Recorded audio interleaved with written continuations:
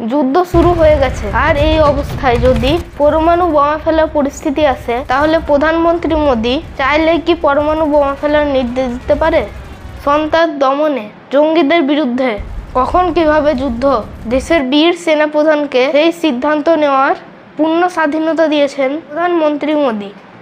আর অন্যদিকে পাকিস্তান পারমাণু হামলার হুমকি দিচ্ছে।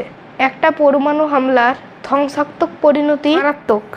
বিশ্বে মাত্র 9টি দেশ পারমাণবিক শক্তিতে সমৃদ্ধ, আর এখনো পর্যন্ত ইতিহাসে মাত্র একবারই পারমাণবিক বোমা ব্যবহার করা হয়েছে। দ্বিতীয় বিশ্বযুদ্ধের সময় জাপানের হিরোশিমা ও নাগাসাকিতে পরমাণু বোমা ফেলেছিল আমেরিকা।